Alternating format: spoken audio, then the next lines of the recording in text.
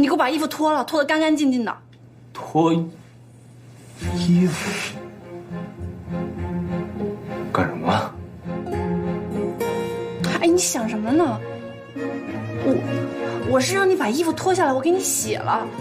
我闻着是脂粉味，我头痛。脱。快。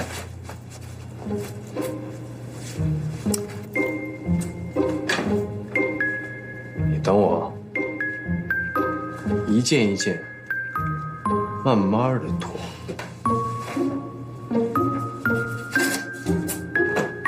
脱。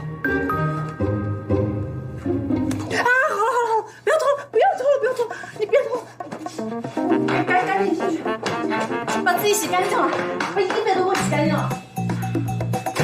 脱了。什么呀？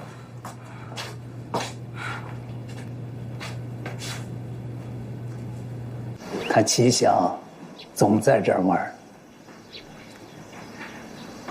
我也想请你多留一会儿，只是我要说的话或许不中听。陆教授，您说。这一次总商会会董竞选，我听说你在其中颇有动作。冯秘书一直反感黄老板，竟然也被你搬动，出面力助黄老板当选。陆教授真是抬举我了，只是黄老板在商界驰骋已久，能力和威望均在其他候选者之上，理应当选会董。总商会以拓展商务、强盛商业为目标，其会董是领头者，是实业的匡扶人，是权力者，但更有振兴经济部之意。黄老板当选会董，自然也会匡扶实业，扶持经济。他会吗？为何不会？恐怕您有所不知，静安分号在贝勒路大兴土木，建造万德园，正是为了给百姓谋福利，也是为了让小商小贩走进大雅之堂。这一切若没有黄老板的条件，恐怕是完不成的。恐怕你的话说得太早了。万德园落成之后，究竟是何用途，未必如你所想。黄如红为了当选法租界公董局华董，也曾信誓旦旦要为华人谋求福利。可是他当选后第一个动作，却是在碧勋路开设了一家新赌场。此事我不知情，也未参与。一志啊，一志，你有一身的本领，到底打算用来做什么？陆教授，我做的还不够多吗？你一提醒我，我就想方设法承包了深情纱厂全部的融资，没有给招正银行一点机会。这就够了吗？陆教授，我无非是个钱庄掌柜，您还希望我做什么？我希望你不要用“无非”两个字来形容你的事业。你是钱庄老板，是金融业者，没有什么比金融业者距离浮华虚荣更近的了。稍不留神，你会出了底线，走上追名逐利的歧途。我希望你不要在这条道上被黄老板拉得更远。如果追名逐利是一条歧路，那什么才能给我尊严？当你明白，你手里的资本不再是为了追名逐利，而是可以扶持实业、造福人民，乃至推动社会发展进步，你才能有真正的尊严。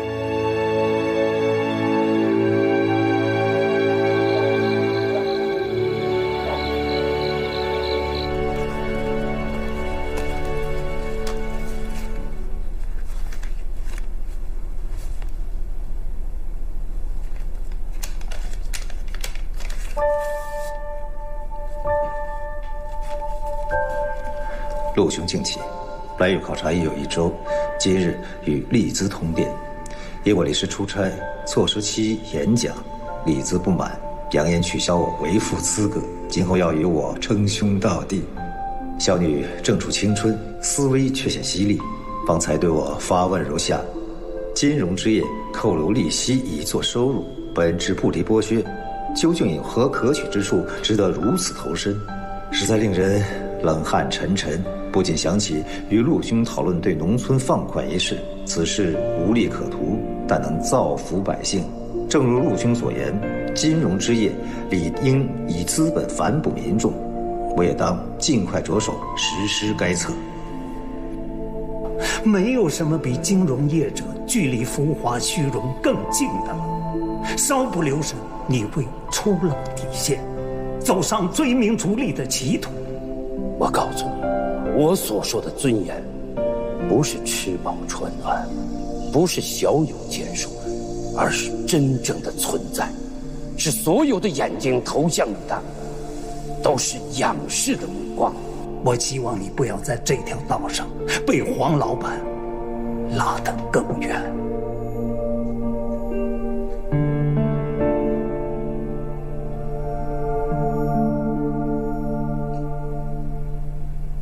老板，傅明记还是查不出个所以然。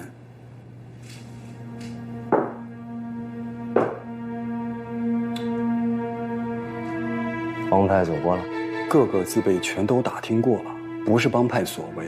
南阳的酒馆，洋人的妓院，全都打听过了，跟他们没关系。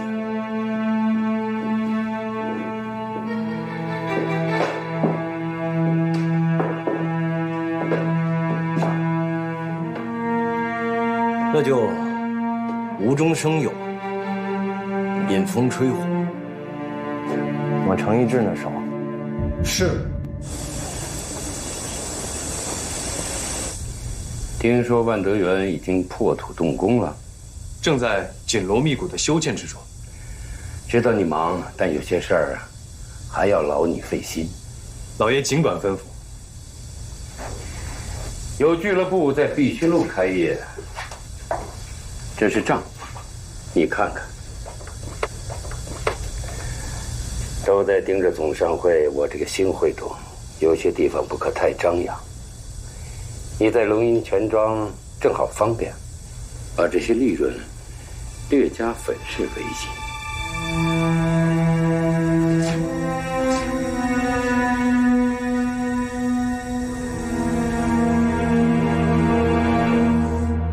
户主银行正在公开募股。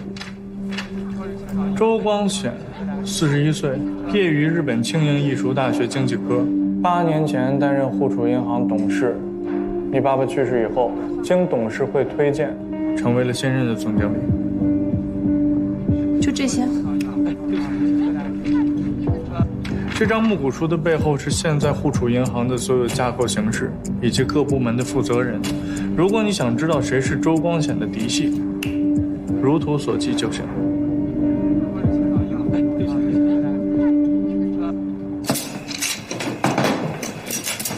陈会长，还给大老爷做账呢。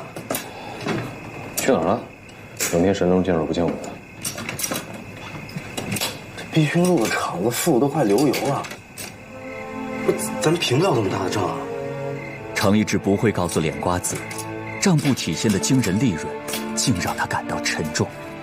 他确实受到了陆教授的影响，他也开始怀疑，追名逐利的成就背后，是一道深渊。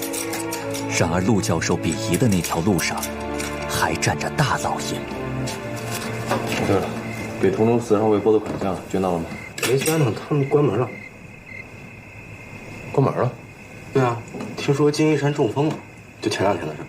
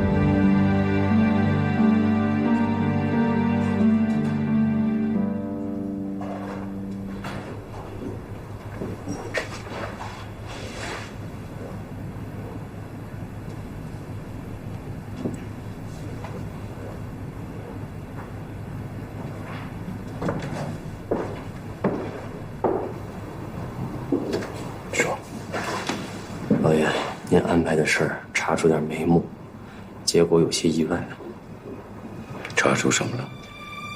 与复命记勾连最深的人，竟然是龙营钱庄的协理，姓庞名峰，人称脸瓜子。脸瓜子。而且此人是程掌柜最信任的跟班。此事牵连颇深，也不知道该不该查下去。爹，我在呢。阿爹，郡主给我穿上。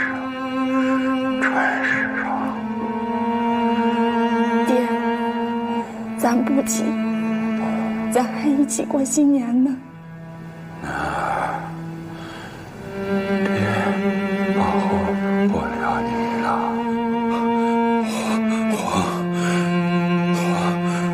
黄如红，黄如红，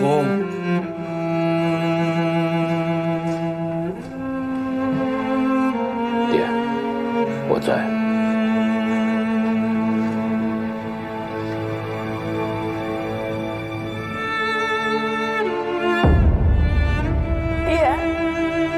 爹。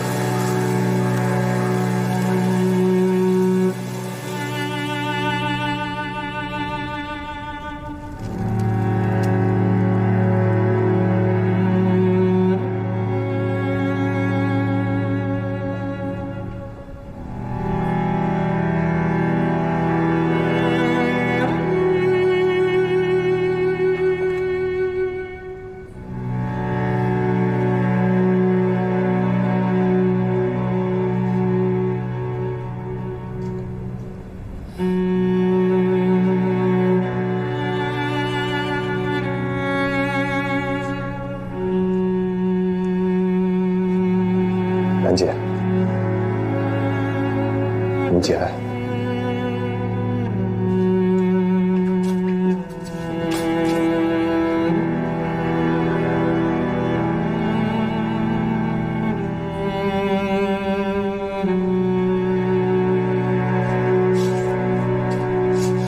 这山西是阎锡山的地盘，这廖司令早就过气了。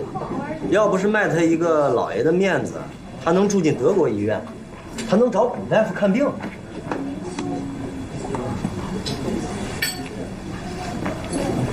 大早上你们都看见了吧？一大早房军长就来巴结我们老爷。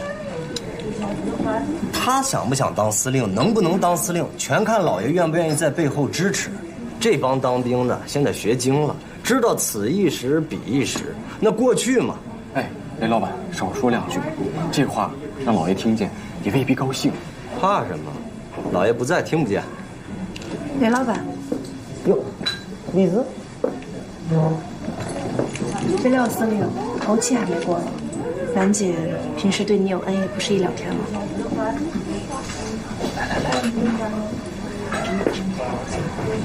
你怎么来了？来找程一志。他在哪儿？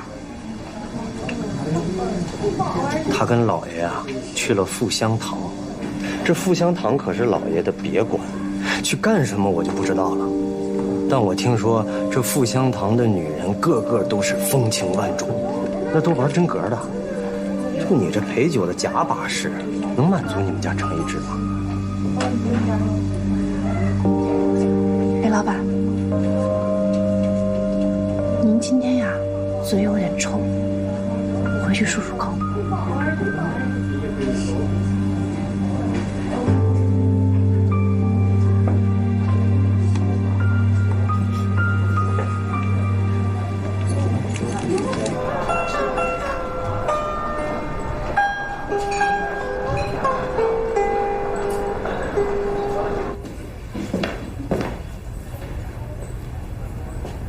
老爷，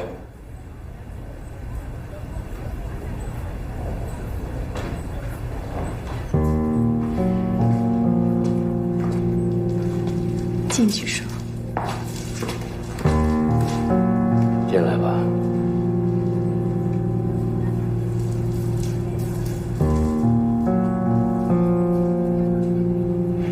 自在了。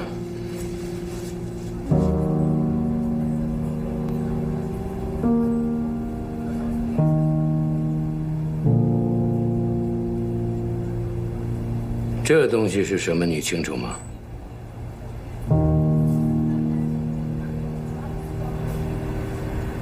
并不知晓。它叫复命剂，由鸦片精炼而成，流入市面已半年有余。现在在沪上越发流行。这东西刺激性强，极易上瘾。近几日已有多人因服用它暴毙而亡。此物生产、流通、贩卖十分严谨保密，始作俑者更是身份成谜。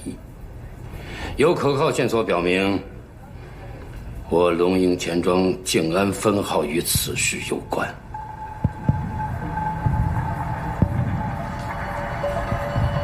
老爷，我对于鸦片生物痛觉您是知道的，静安分号绝不可能与此事有半分瓜葛，还望老爷明察。据悉，涉事人为静安分号协理，名为庞峰，人称脸瓜子，是你的爱将。脸瓜子，老爷，脸瓜子他并非野蛮君子，更非险恶之徒，实难与此事挂钩。此事恐怕有蹊跷。外人可不管其中之蹊跷，他们只会将此事与你联系在一起，与龙营钱庄静安分号联系在一起，会和我联系在一起。试想，总商会会董竟然与复命剂有干，该如何向世人解释？老爷，脸瓜子是我的属下，他的错误就是我的错误。恳请老爷准我10日，我定将此事调查清楚。若脸瓜子罪责属实，我愿意承担全部后果。去查。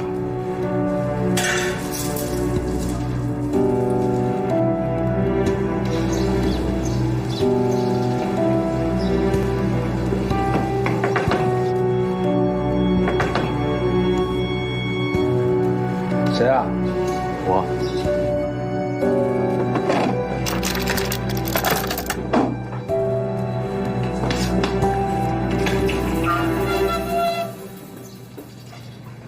大哥，你怎么来了？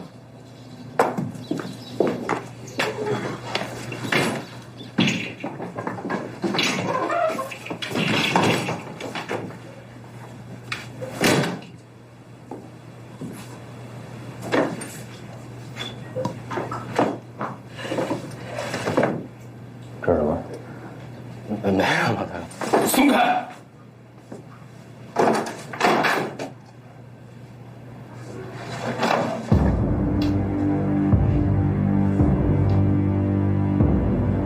大哥，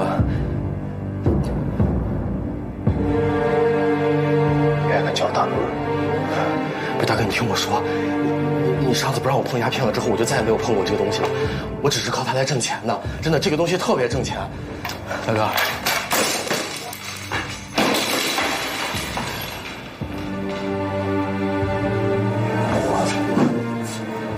跟你说过，我最恨鸦片这个东西。只要碰了鸦片，人就不是人，人就是鬼。大哥，你为什么还要卖？大哥，松开！大哥，大哥，我错了，大哥。我对你真的太失望了，脸瓜子。大哥，你别这样，我真的还没有开始卖呢，我昨天才跟他们勾兑好的货，我昨天才拿到的货，我真的没有开始卖。大老爷都知道了，你还说你还没开始卖？这怎么可能？我真的是昨天才拿到的货，大哥，我发誓。发誓？你拿什么发誓？你之前就发过誓说你不卖鸦片，然后不碰它，然后现在呢？我发毒誓前天大哥，那你发了？我发。我脸瓜子，我庞峰，我向天发誓，今天我只要说了一句假话，我天打雷劈，我不得好死。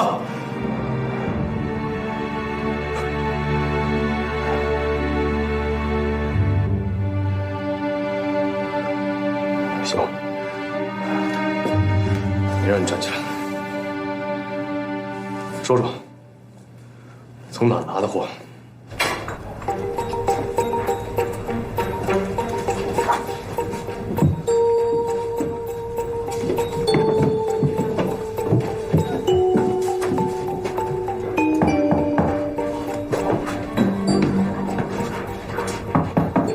老尹，是我。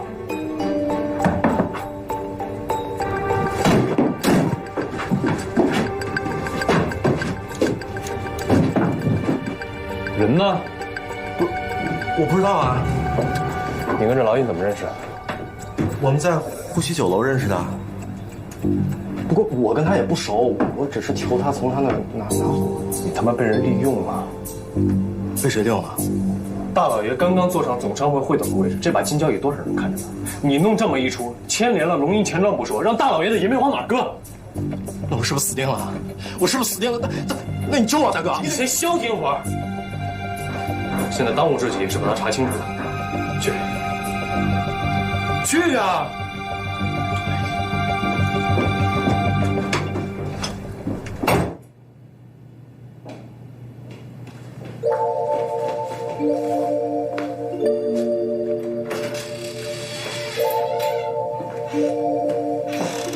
晚上好。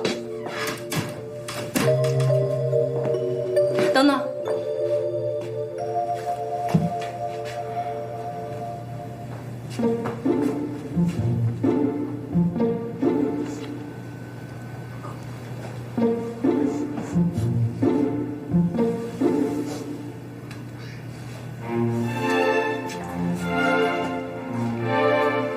我身上有汗臭味吗？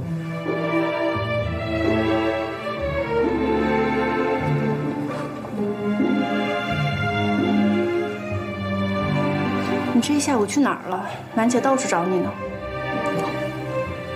老爷交的差事。交代什么差事啊？一身的脂粉。一身脂粉味。对啊。是烧纸钱的味道。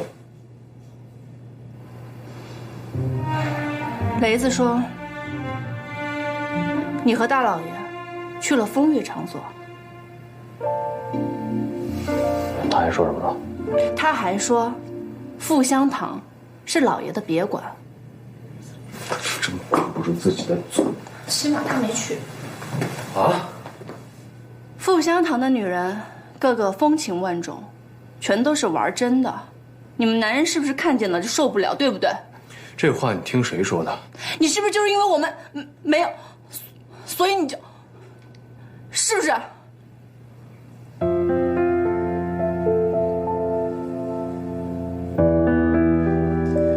你说什么？你再说一遍。你知道我在说什么？我知道。你吃醋了？什么吃醋？谁吃醋呀？你随便爱去哪儿去哪儿，想找什么女人找什么女人。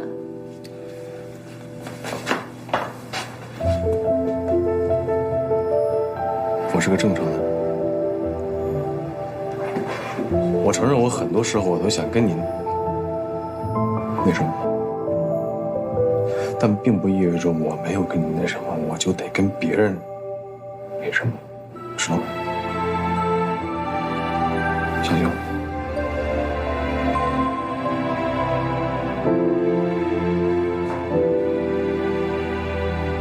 那你没找女人，那是大老爷去了。此事你知道便可，万不可告诉兰姐。知了司令刚过，兰姐要是知道大老爷在外面有小，这心里指不定多难受了。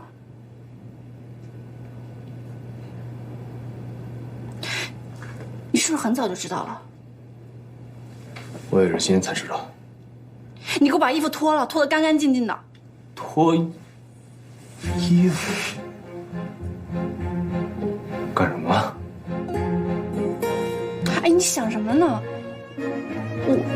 我是让你把衣服脱下来，我给你洗了。我闻着是脂粉味，我头痛。脱。快。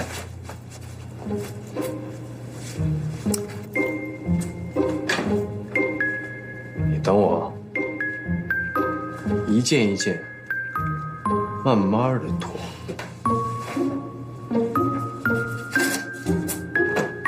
脱。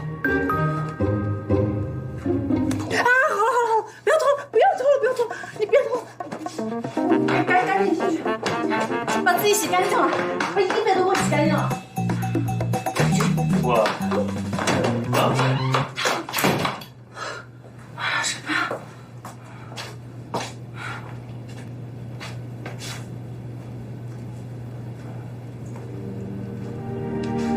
那是大老爷去了。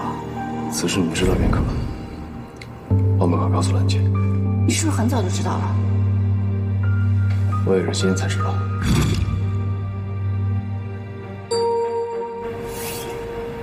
你要不要让程一志从我这儿买几幅画？哎，米芾的，仿的可像了，我跟你讲。富香堂，你去过吗？哼，小瞧我是吧？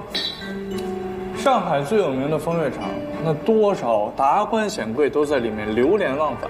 我为了收集情报呢，我可是没少去啊。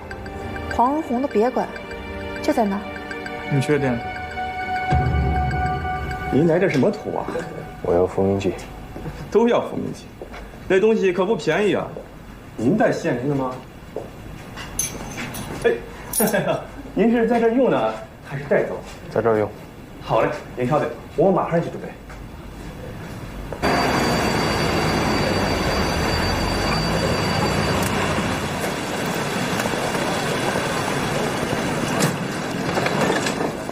妞妞啊，来，排练完了以后早点回去。好。也弄得太晚了，来拿着。爸爸再见。好，再见。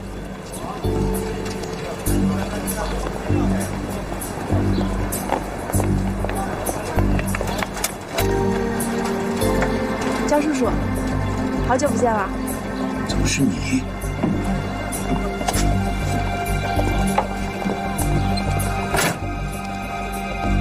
开车。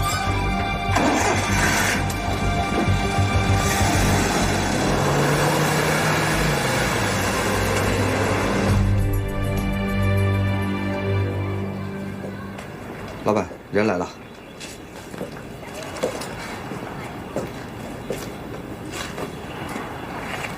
薛老板，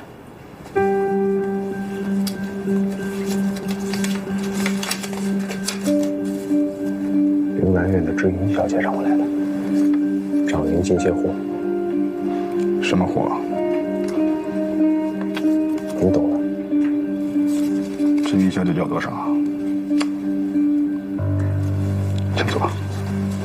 小伙子，这一箱可有5斤重呢。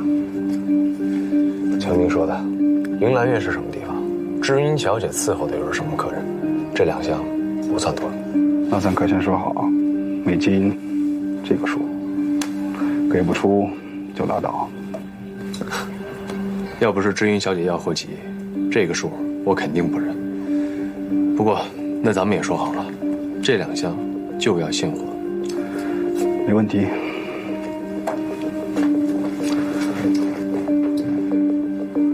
话说这复命剂1天1个价，这买回家可是包赚不赔啊！要不我也来2箱？那可真对不住你，你要再要2箱，得等4天。4天？薛老板，您没跟我开玩笑吧？这货卖得这么旺，我巴不得天天卖。但是你也知道，这复命剂很难弄啊。这再难拿，你们不也拿着了？老板，不好了，出事了！老板，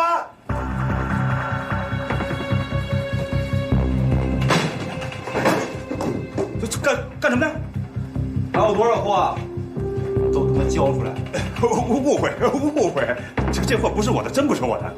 我们都是通知为文老板的人，我哪敢在他眼皮底下藏这些东西？你说是吗？文老板给你运土，你不卖；给你穿土，也不卖。那你想卖什么？复命剂吗？不，那要看你有没有这个命。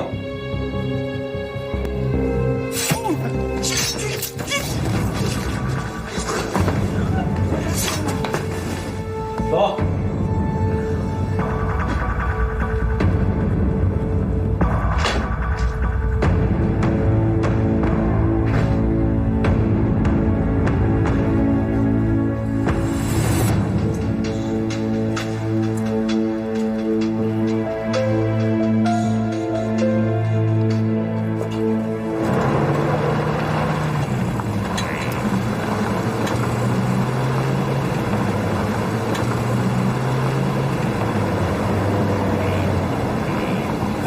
停一下，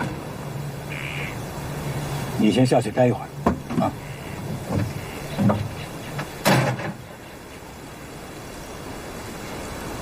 江叔叔，一直以为江叔叔是我爸爸的牵连，还在天津分处上班呢，没想到这刚调过去，才几个月就悄悄回来了，还当上了副总经理。李子啊，不管是调离还是回归，都是银行的决定。再说，你和你母亲后来的事情，我在天津有所耳闻啊，所以我一回到上海，就打听你们俩的消息，可一直没有下文呢。是吗？是啊，事实就是这样。焦叔叔，我爸爸之前在互助银行做股本改革，您是他的左膀右臂。焦叔叔，周总经理和我爸爸水火不容，外界不清楚，但您不会不知道呀。您是如何做到这么游刃有余，竟然能把自己又变成了周总经理的嫡系，实在是叫我不解呢。李子啊，你年纪还小，银行的事务你不懂啊。可是我年纪再小，我也明白，任何获利的背后都有条件。焦叔叔，你到底出卖了我爸什么，才得到了周光显的信任？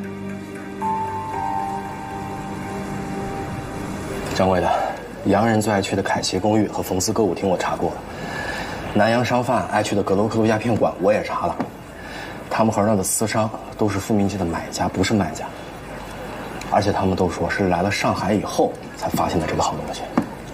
那看来这复命剂既不是从欧洲流入，也不是来自南洋。但是我听老尹提过一嘴，说这个好像是帮派买的货。不是，帮派的手中还是老式鸦片，而且自打这复命剂上市以来，鸦片的价格每个月走低，利润受到极大的压缩。现在各大帮派也都在查这个复命剂，但凡手下的人有私贩它，也都是处以极刑。那会是谁啊？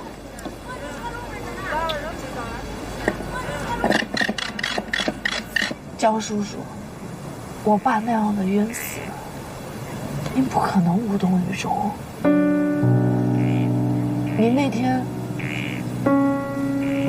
告诉我和我妈消息的时候，您那种心急如焚绝对不是装的。如果您还顾及一点点我父亲对您的情谊，请您告诉我，周光显到底对我爸做了什么？你今天对我的坦白，就是对我爸最好的弥补。李子啊，我一直把你看作晚辈，你又经受了孤雏之痛，所以我不跟你计较。但是你再这样胡搅蛮缠，非要让我替你父亲做出弥补，我还不如现在就把你带到拖出银行总经理办公室，让你和周总经理当面对质，好吗？你敢吗？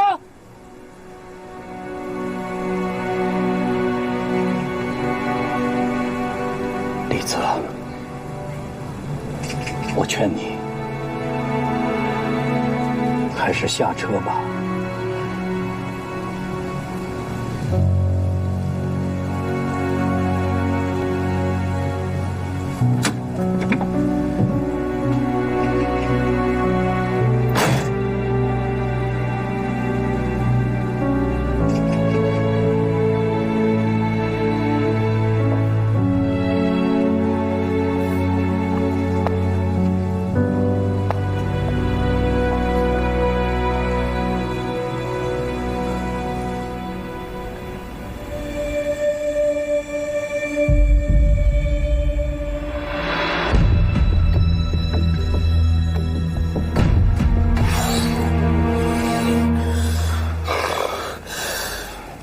做噩梦吧？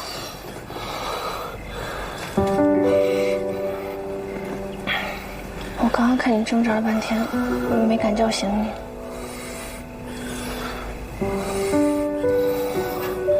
没事了，睡吧。怎么没事啊？喝杯蜂蜜水，安安神。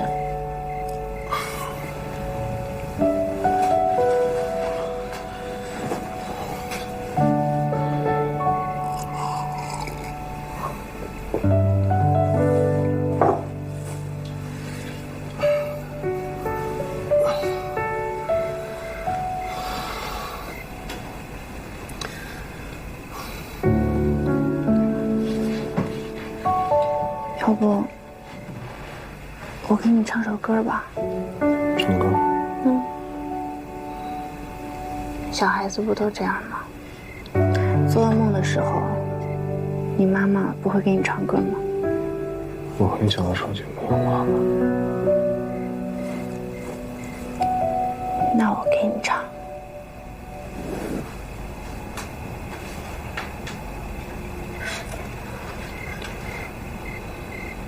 快快睡，快快睡，夜幕已低垂，床头布满玫瑰，陪伴你入睡。快快睡，小宝贝，歌声催你入睡。快快睡，小宝贝，歌声催你入睡。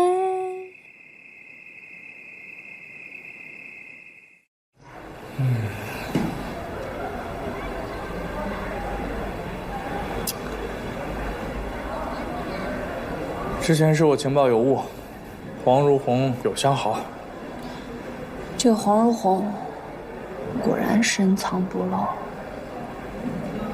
对了，帮我留心一下陈玉志。他也有相好。说什么胡话呢？那你查的什么啊？他这2天有点反常。反常？夜里总是做噩梦惊醒。他说是大老爷交代了什么差事，但是具体什么事儿，他向来不说的。那你希望我怎么查呢？我是查出他有事儿，还是他没？那得看你究竟能查出些什么呀。好。对了，再帮我一个小忙。春秋英文剧社马上要排演《洛桑诀4》了，能不能帮我弄一张演员负责人的名片？你要这个干什么？拜托了。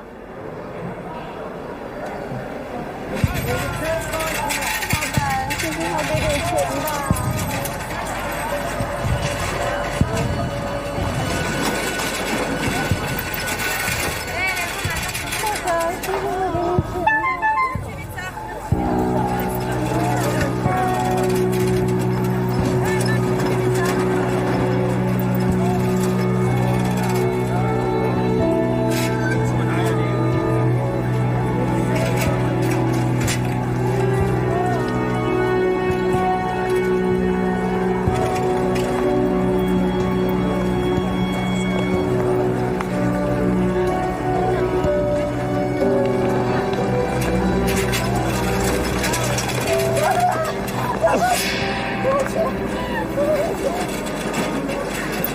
你说大爷，不求大爷，我会疼啊！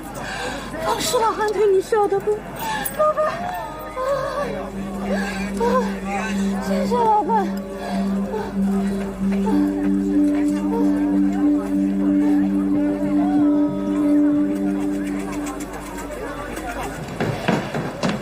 小王，你现在马上跟我去药房还有诊所去医院去查，看看最近有没有哪些病人因为服用了某种特效药剂而感到症状大幅缓解，而且现在这种药剂已经不再供应，只能靠复命剂维持。特别是那些觉得特效药剂跟复命剂高度相似的病人，一定要找到。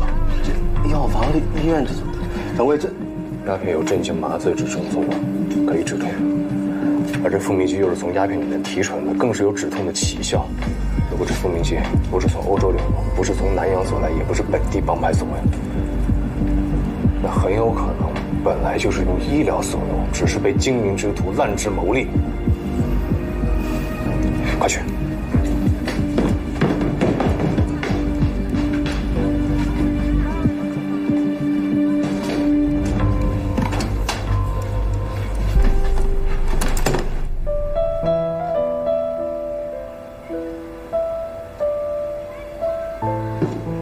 哎呀，囡囡，今天这琴弹的真好听啊！啊，爸爸你回来了。什么事儿这么开心呢？啊，开心了，我们在弹琴呢。你过来，快过来。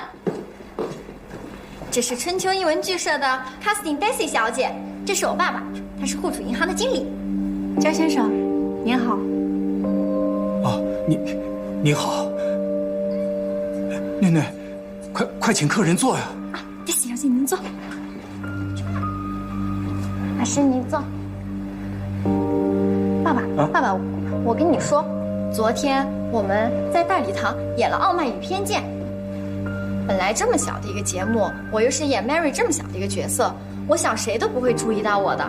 没想到今天 Daisy 小姐来找我，还邀请我参加下个礼拜的 audition。Daisy 小姐，太谢谢你了。我们小女没有别的爱好，就是喜欢演戏。你会演石英，又给她这么好的机会，真是太谢谢了。来，吃点心，是杯茶。伯母，您实在是太客气了。我们春秋英文剧社机会不是随便给的，主要呀还是小雨她的演技让我眼前一亮。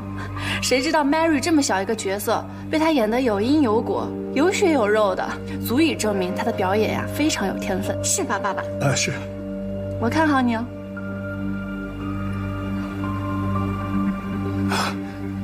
哦，对了，请喝水。谢谢焦先生。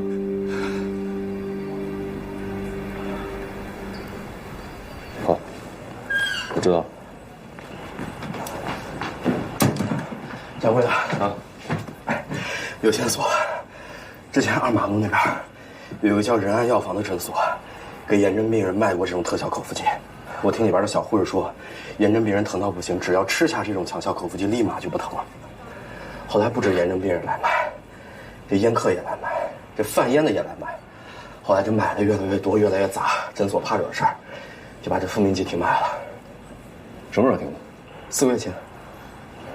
所以说这口服剂是仁安药房自己独门的秘方。是的，我听里边的小护士说，是这仁安药房的老板周仁安委托他堂弟特制。堂弟？对，谁啊？沪海大学化学系讲师周文全。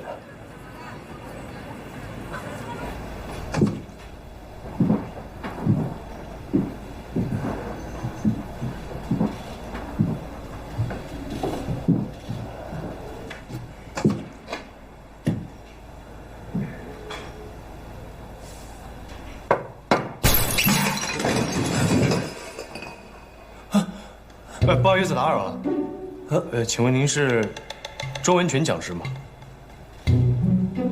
你是？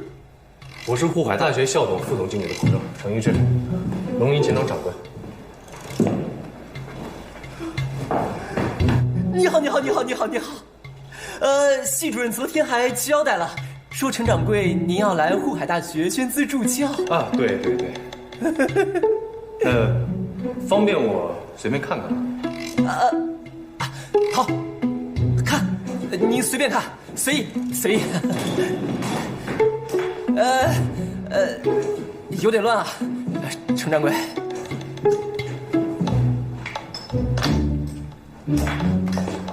哎，周教授，啊，你这研究的是牛奶啊？我这是给实验室赚点外快。法国爱奇洋行委托我研究高温条件下处理各种牛奶制品后，克服有效保持营养风味，并延长保质时间。爱奇洋行财大气粗，想必这笔项目的费用不菲吧？才不是。不过再少也总比没有强。你过来。啊，我过来了。我拿到这笔酬金，我想给实验室添置一台超低温反应器。啊。程掌柜，我们沪海大学王牌是商学系、英文系和社会学系，但其实化学系一点也不比他们差。啊，您说的意思我都明白。您是希望龙宁钱庄对于沪海大学的捐资助教中有一部分直接落实到化学系，对吧？对，国计民生，哪个领域都离不开化学，大到冶金染制，小到火柴肥皂，更别说与健康息息相关的制药。制药，程掌柜，我明白，金融业者最看重投资回报，也不全是，一定是。我们化学系只需要一点点投资，就能给这个社会创造巨大的回报啊！哦，对了，说到制药产业，请问仁安药房的神药口服剂，是您研制的吧？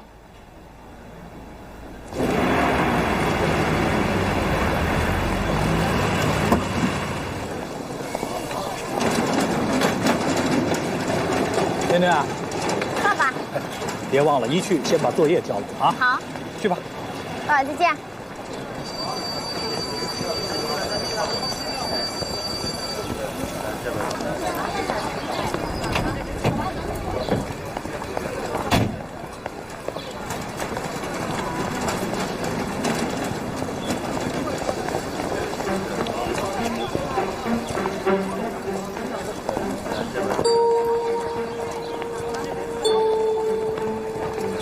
江叔叔，你在等我吧？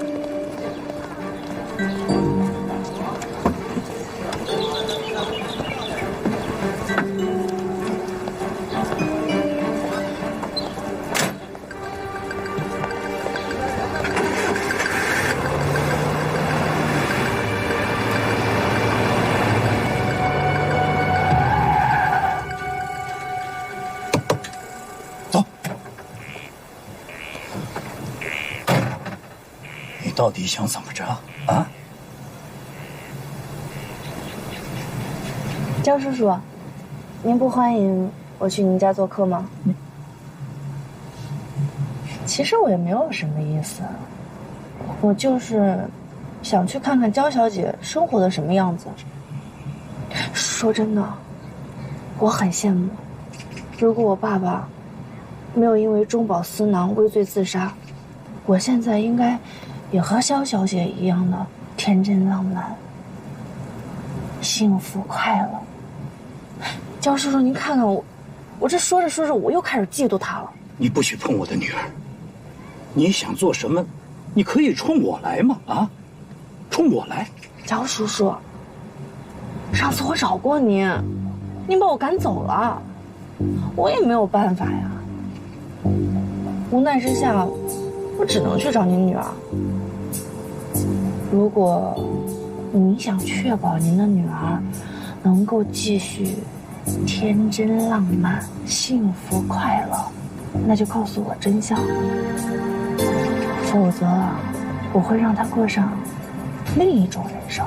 哼，你没这个能耐吧？啊，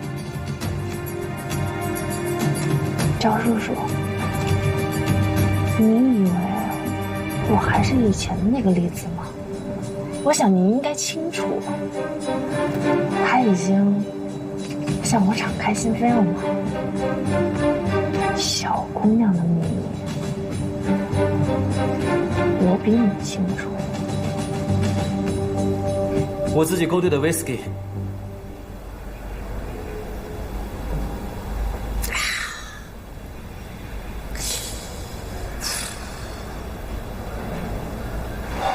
程掌柜如何知道仁安药房口服剂？是这样，我们钱庄也有店员身患炎症，经人推荐去了仁安药房。他告诉我说，这神药口服剂不愧为神药，服下之后疼痛即刻退散，且有焕然新生之感觉。它不是什么神药，它是我学术应用的污点。此言何出？炎症病人饱受剧痛之苦，所以堂兄请我为他们研制止痛药剂。当时我深感义不容辞，也尽了自己最大的努力。不曾想，口服剂镇静比鸦片强，成瘾性比鸦片更深。我以为自己研制的是药，可最后它竟成了毒品。所以仁安药房停售神药，是您要求？我必须要求这么做。我已经看到很多没有炎症之苦的人，竟拿口服剂麻醉自己，寻求刺激。如果任由它这样泛滥下去，我也要对很多家破人亡负不可推卸的责任。幸好他已经被我扼住了。我却觉得可惜啊。本来想着您可以将配方转让给我批量生产，这样的话于医于患都是幸事。不可能，我不可能把他的配方转让给任何人。他对这个社会的潜在危害远比他的医用价值高得多。周讲师，可是，一旦你将这个东西转让出去，你得到的将是数以万两的回报，足够你为实验室添置任何你想买的仪器。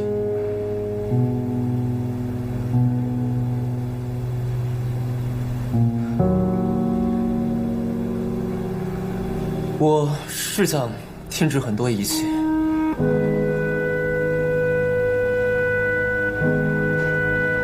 我想买超低温反应器1600两，离心提取器2400两，真空反应机2000两，扩温导热仪3100两。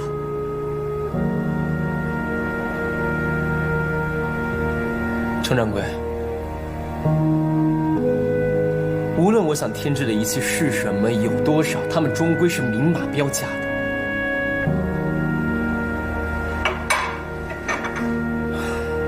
但我的良知无价。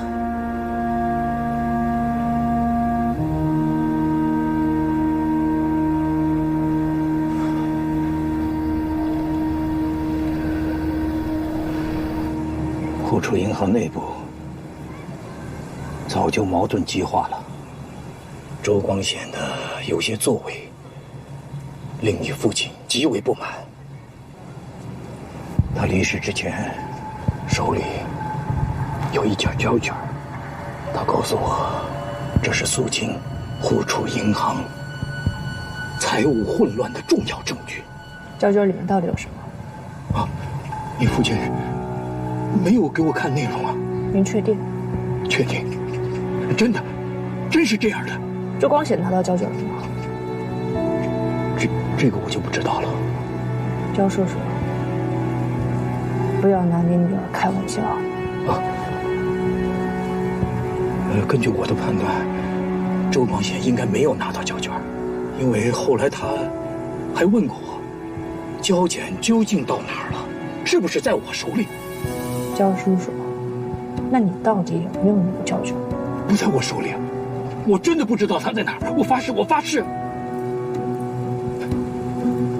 丽子，你别这么看着我，求求你，千万别碰我女儿，她是无辜的，她还是个孩子。你有什么你冲我来好吗？我求求你了，我求求你了。我女儿还小，她是个孩子啊！你看她焦叔叔的面子，原谅我吧。我说的都是实话。哎呦，我求求你了！大哥，既然咱们找到这个复明剂的发明者了，那在大老爷跟前，我是不是就没事了呀？你是没事了。那么周文全，周文全怎么了？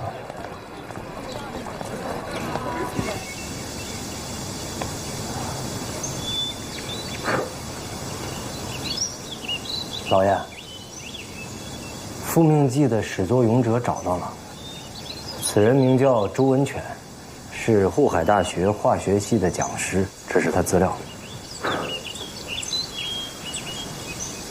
难怪出手不凡，原来是科班出身。老爷，只要您一句话，我立马把他逮了。逮了做什么？自然是送去禁烟处啊。老爷，都是因为程掌柜的手下市面上在传言龙鹰钱庄跟复命剂有染，这事儿要是传开了，后果不堪设想。唯有把这个周文犬抓去受审，才能撇清关系，为老爷证明。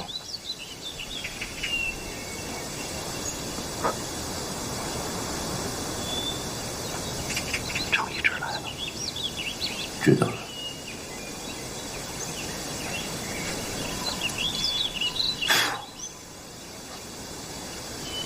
这事我再想想，你先下去吧。是。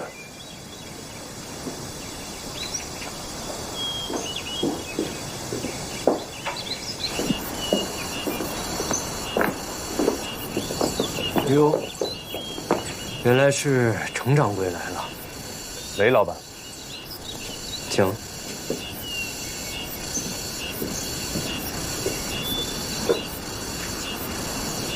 老爷，关于复命剂的生产和流通，我尚未查清，但是其发明者，我已经找到。此人乃沪海大学化学系讲师周文犬，对吗？是。方才雷子来过，他建议将此人送往禁烟处，你觉得如何？万万不可。为何？因为这复命剂的始作俑者，并非是周文犬本人，相反，他只是为炎症患者缓解疼痛所造的止痛口服剂，只是因为被他人贩卖牟利，才在瘾君子之间流行，而他本人对此丝毫不知情。他极度反感毒品，甚至不为重金所惑。依我所见，他只是被人无故利用罢了。复命剂确由他发明，这是不争的事实。正是因为这样，所以更加不能将他押去禁烟处。禁烟处向来形同虚设，又是各大帮派互相倾轧、争夺贩毒利益之所。复命剂问世以来，迅速占据市场，极大地打压了鸦片的利润。所有跟复命剂有关的人物，已经成为帮派的眼中钉。此时，如果将他押去禁烟处，不但可能招致帮派的暗杀，更有可能被帮派拘禁，用于制毒。若不交出他，如何撇清龙鹰钱庄与复命剂有染的嫌疑？老爷，此事说来也正是蹊跷。脸瓜子庞峰已经向我坦白，手中确实握有复命剂，但他本人并未服用，甚至还没有开始售卖。多方渠道我也已经打听，从来没有听说过龙鹰钱庄与复命剂有染。我不知这传言从何而出，又是怎样传到老爷您的耳中？这到底是巧合还是挑拨离间？还请老爷深思。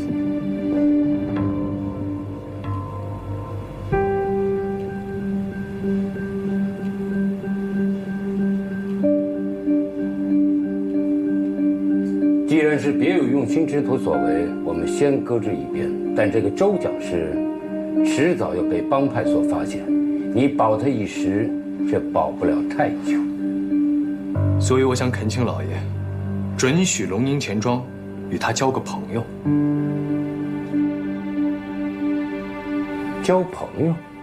是。有老爷您的面子在，即便是帮派，也不敢对他轻举妄动。看来你很同情这位周讲师，但跟他交朋友，怎么个交法？说给我听听。老爷，此事容我想一想。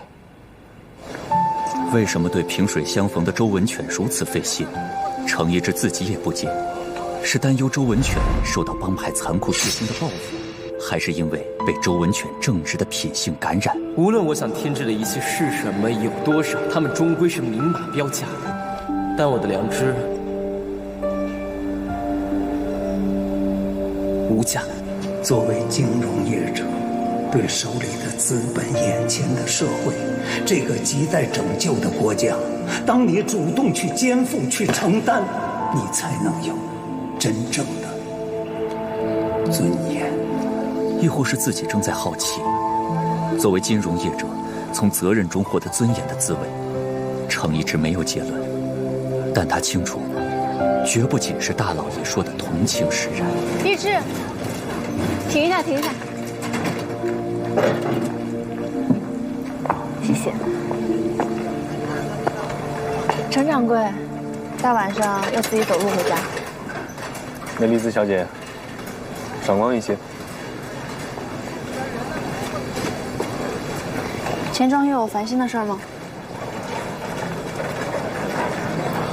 没有。你每次都这样，一聊到工作的时候就闭口不谈。如果你再这样只闷在心里的话，我就不陪你走了。哎，真的没有，我只是想帮一个人。谁啊？还没帮上，好说是谁？而且能不能帮上也不知道，该怎么帮也正在想。你想帮一个人，又不是求人帮忙，有这么麻烦吗？那丽兹小姐教教我。我想的很简单，人家缺什么，你就补什么；人家想什么，你就给什么；又或者人家向往什么，你就帮助他追求什么。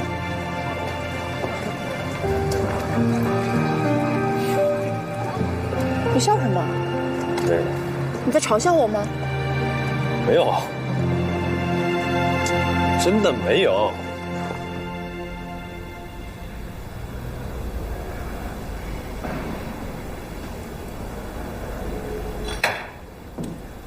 周讲师，你的梦想是什么？梦想？研究止痛剂你拒绝，研究牛奶是你迫于无奈。那如果我给你足够多的资金，还有你想要的仪器，你的梦想，不，或者说你的理想是什么？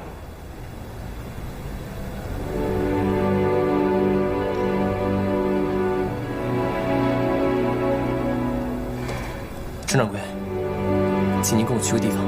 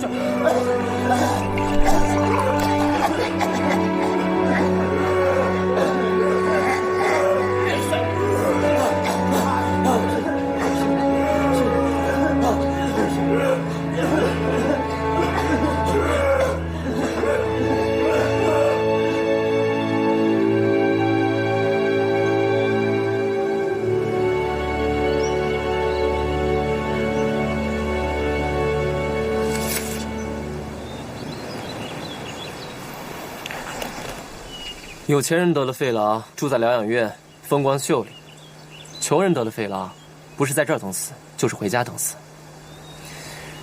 我爹是这么死的，他在铁厂务工，车间1半多人都得了肺痨。你问我的梦想是什么？不怕被你笑话，我的梦想就是做药，做真正的药，抗老药。可是抗老药不是那么轻易的没做出来。我知道，这药需要资金，化合实验也是最费钱的。我听说欧洲那边有抗老药剂，药效还不错。那也都是天价，穷苦百姓岂能负担？国产也有抗老药，虽然便宜，但效果不佳。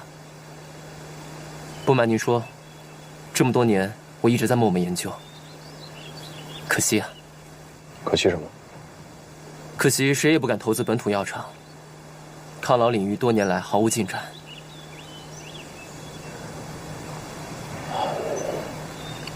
周讲师，我帮你克服难关，怎么样？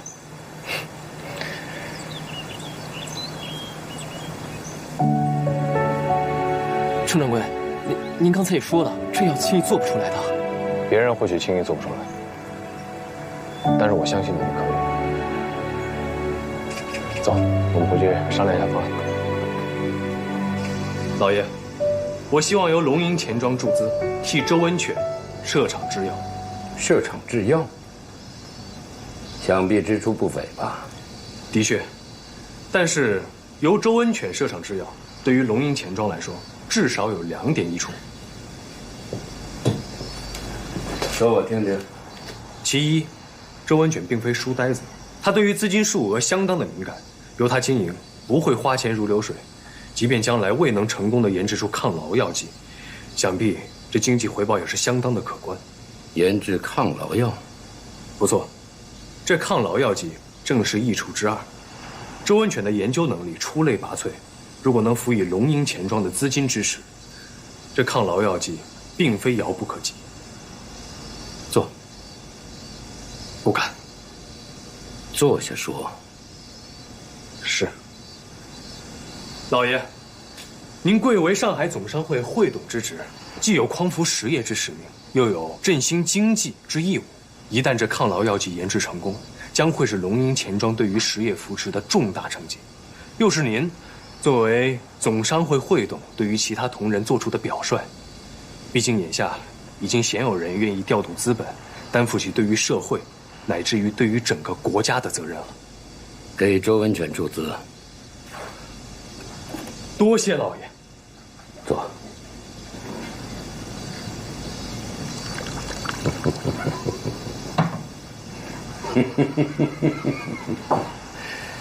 你刚才这些铿锵有力的新词儿，都从哪儿学来的？让老爷见笑了。听说你最近经常去拜访陆教授。啊，其实是陆夫人最近十分挂念丽兹。当然，陆教授对于金融的理解也确实有一些值得学习的地方，所以拜访是频繁了些。应该的。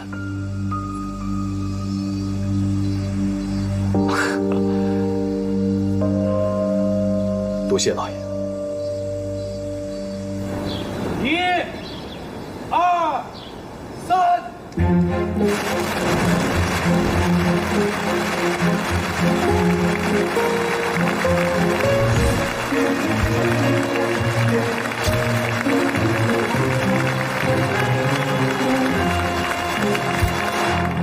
恭喜！好，恭喜文景制药厂今天开业。大家如果有什么问题，都可以问一下我们的周厂长。来，周厂长给大家解答一下。两位，麻烦请站到排练前。好，来，我们先拍张照。来，看这边。程掌柜，今天有这么多记者来报道，我们工厂第一炮肯定能响。哎，这间屋子里装的是离心沉淀器，它是利用重力场的原理，使那个细菌逐渐……我只关心的是，这些仪器够用吗？太够了。我还担心，我一次性引进这么多高级设备，会泄露我研制抗老药的计划。这有什么好担心的？洋人。他们对垄断领域一直特别留意，但凡有中国厂商试图打破这种计划，无一例外都要遭到各大洋行的围剿。如果他们知道我正在研制抗老药，那往后我所需要的原料、仪器、许可证，都可能会遇到问题。周厂长，这些事情你不用担心，只要我们闭口不谈，洋行就无从知晓。我现在唯一担心的是药厂现在的盈利问题，恐怕不能失本。这个你放心，我们有很多盈利产品，女士用百花露，护肤霜，美白露，虽然市面同类产品不少，但我们主打药妆，又特别留心外观设计，还没出货就有订单了。这是你什么时候发明的？嘿嘿，小菜一碟。哎，你快看这点，小儿用退烧丸，风邪丹，止泻剂，还有带偏。既然儿童喜欢图形图像，那我干脆把腰上的招牌改成小狗，这样一定能讨儿童的喜欢，不愁一销路。周厂长，你不仅有经济头脑，你还是个金融天才。陈掌柜，你愿意给我放巨额贷款，支持我的理想？我必须为工厂创造利润。毕竟研制抗痨药过程很漫长，也很困难。在那之前，我不想让你失望。你没有让我失望，我相信你以后更不会。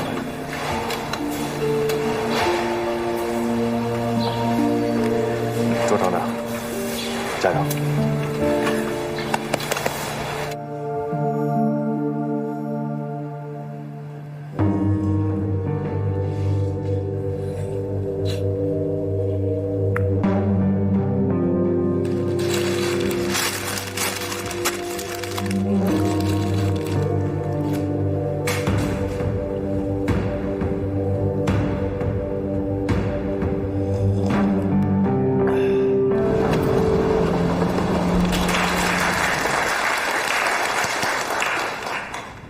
今天呢，上海总商会将在此迎接一位年轻的新成员，他就是文犬制药厂的厂长周厂长，让我们掌声欢迎。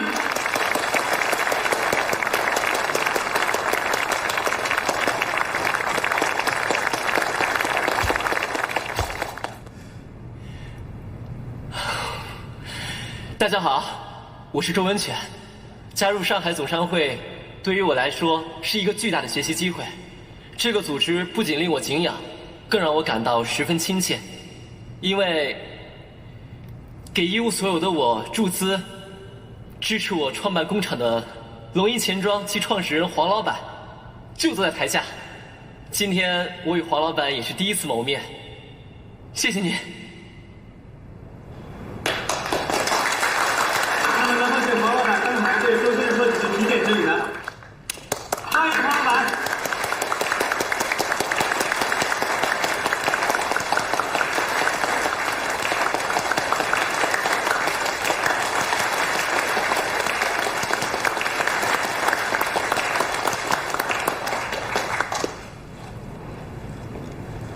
扶助青年人以实业立命，是我黄某作为总商会会董的使命。大家能够对周文犬厂长的商品如此喜爱，对周厂长能力有所认同，那是我龙鹰钱庄的骄傲，也算我黄某人不辱使命吧。当然，谈不上什么提点。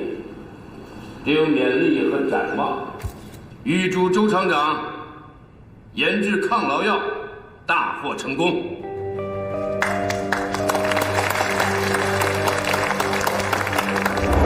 洋人，他们对垄断领域一直特别留意，但凡有中国厂商试图打破这种计划，无一例外都要遭到各大洋行的围剿。这些问题你不用担心，只要我们闭口不谈，洋行就无从知晓。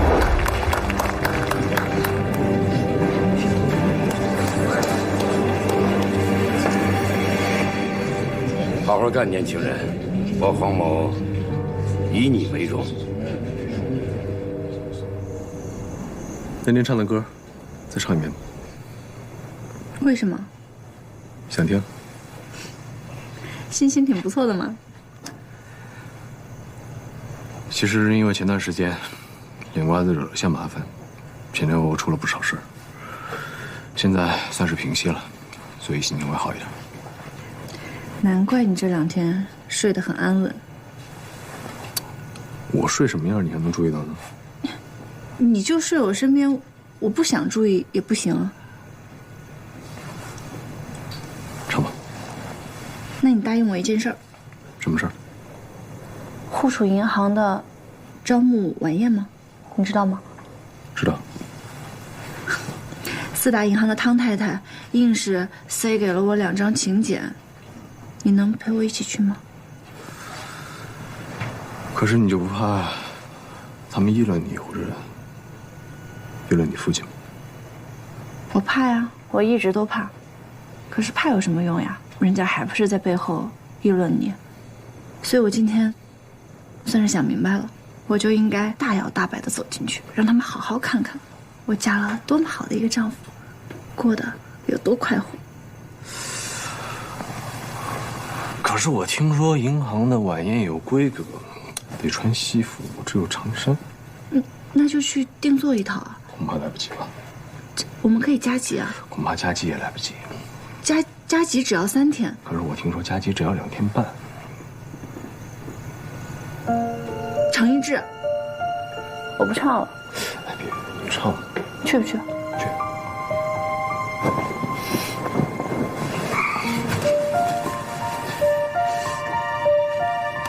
预备，起。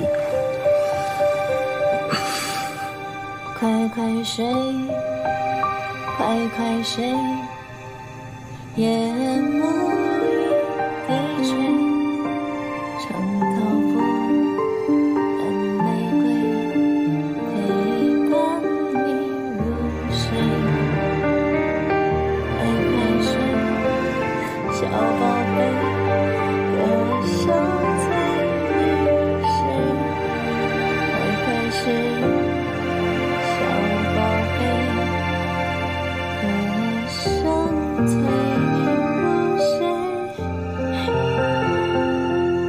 宝贝，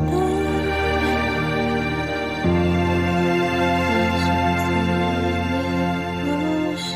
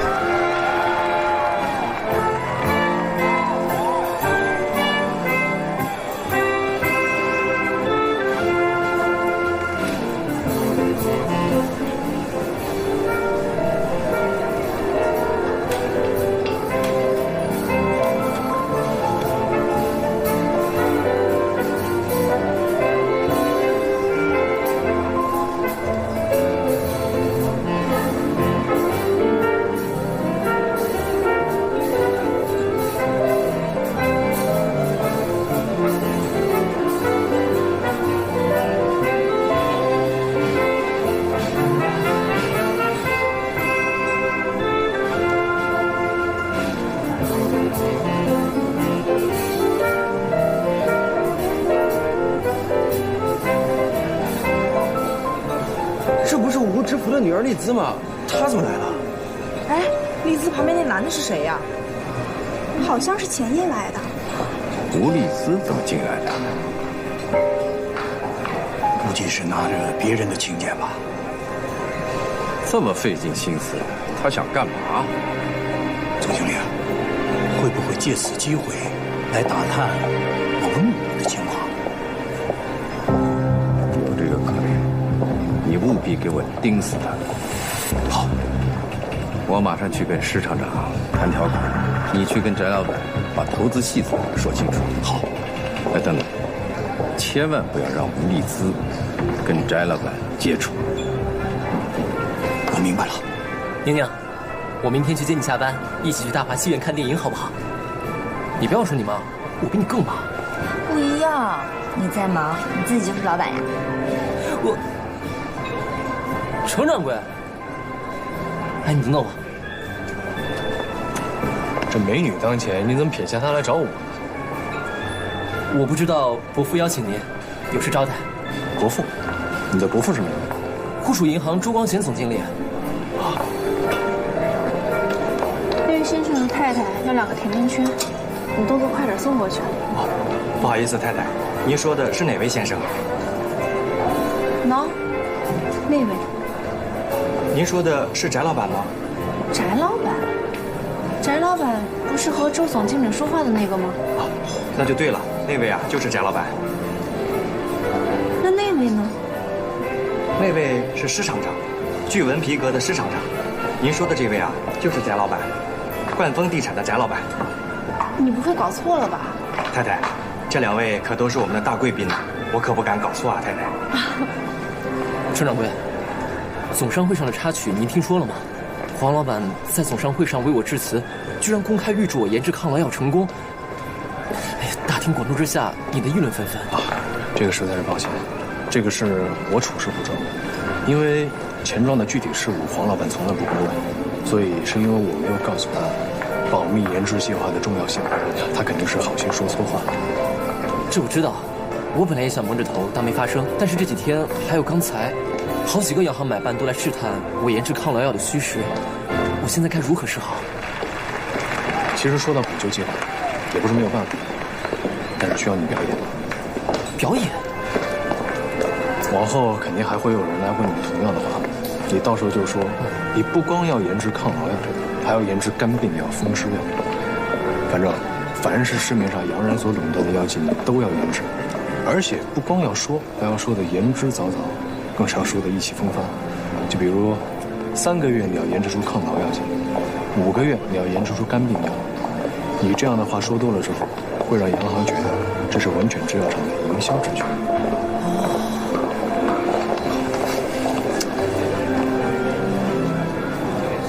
翟老板，不知道可否赏光和我跳一曲？没问题。哎，丽子小姐，还有这么多先生没有舞伴呀？你先跟他们跳吧，我和翟老板有事商谈。焦副总经理，您这是想赶我走吗？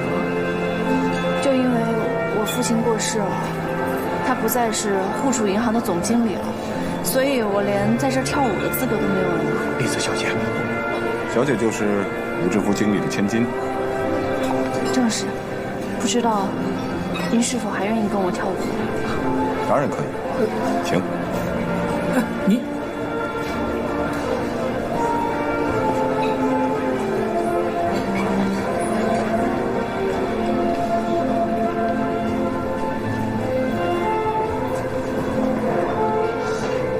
今晚是户储银行的募股晚宴，程太太专程赶来跟募股对象攀谈，难不成是为了父亲未尽的事业尽份心吗？恐怕那人心有余而力不足，今晚只是凑凑热闹，跳跳华尔兹而已。哦，呀，程掌柜真是好胸襟呐！做事太太与别人热舞不断，还不恼不乱呢。啊，你太小瞧程掌柜了，你忘了？之前程太太在酒廊当女招待，但是我们有眼无珠，不还请程太太帮我们陪酒吗？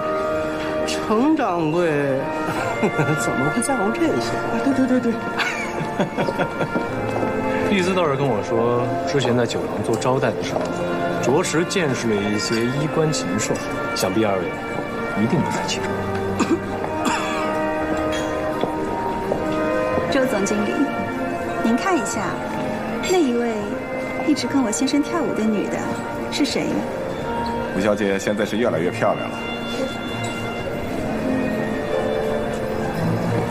我也常听家父提到你。